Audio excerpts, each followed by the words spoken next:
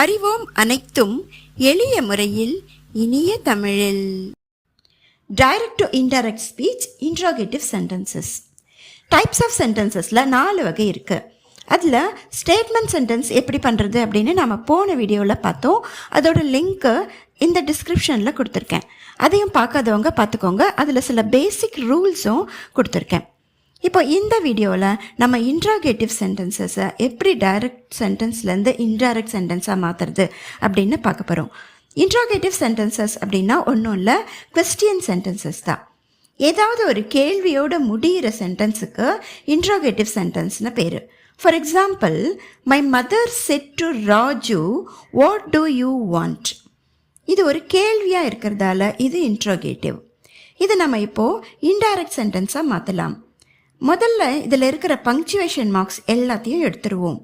இது கேள்விங்கிறதால செட்டுக்கு பதிலாக ஆஸ்க்டு போட்டுக்கலாம். மை மதர் ஆஸ்க்டு ராஜு அப்படின்னு ஆரம்பிப்போம். அடுத்தது குவெஸ்டியன் வேர்டு வாட். அந்த வாட் இந்த இடத்துல வரும். அப்புறம் ப்ரானவுன். இங்கே யூங்கிற வேர்டு ராஜுவை குறிக்கிறதால அந்த யூ ஹீயாக மாறிடும். அப்புறம் வாண்ட், அதோட பாஸ்ட் டென்ஸ் வாண்டட்னு மாறி my mother asked Raju what he wanted அப்படின்னு வரும்.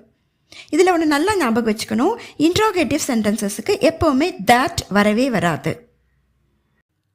இப்போ இதே மாதிரி இன்னொரு எக்ஸாம்பிள் பார்க்கலாம். He said to me, where did you go yesterday? இதை இன்டைரக்ட் ஸ்பீச்சில் எப்படி மாற்றலாம்? He asked me where I had gone the day before. இதில் did you go அப்படின்னு பாஸ்ட் டென்ஸ்லேயே குவெஸ்டியன் இருக்கிறதால அது had gone அப்படின்னு பாஸ்ட் பர்ஃபெக்ட் டென்ஸில் மாறிடும்.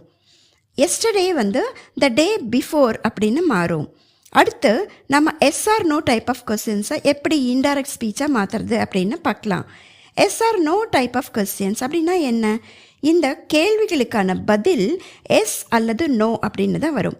அதாவது to you live in Chennai அப்படின்னு கேட்டால் இதுக்கு நம்ம பதில் எஸ் இல்லைனா நோ அப்படின்னு தான் சொல்லுவோம் இல்லையா? அதுதான் yes or no type of questions. Raju said to Renu, are you going to the party? இதுவும் yes or no type of question தான். இந்த மாதிரி கேள்விகளுக்கு இஃப் அல்லது வெதர் நம்ம யூஸ் பண்ணுவோம். Raju asked Renu whether she was going to the party அப்படின்னு வரும். இதே மாதிரி சில நேரங்களில் டைரக்ட் ஸ்பீச்சிலேயே ஆஸ்க்டு அப்படின்னு போட்டு கூட வரலாம். அதை நம்ம அப்படியே யூஸ் பண்ணிக்கலாம். Kala asked me, do you have the keys? Kala asked me if I had the keys அப்படின்னு சிம்பிளாக இன்டைரக்ட் ஸ்பீச்சில் மாற்றிடலாம். அடுத்து இம்பரேட்டிவ் மற்றும் எக்ஸ்க்ளமேட்டரி சென்டென்சஸ் இருக்குது. இது எல்லாம் எப்படி இன்டைரக்ட் சென்டென்ஸாக மாற்றணும் அப்படிங்கிறத அடுத்தடுத்த வீடியோக்களில் நம்ம பார்க்கலாம். நன்றி, வணக்கம்.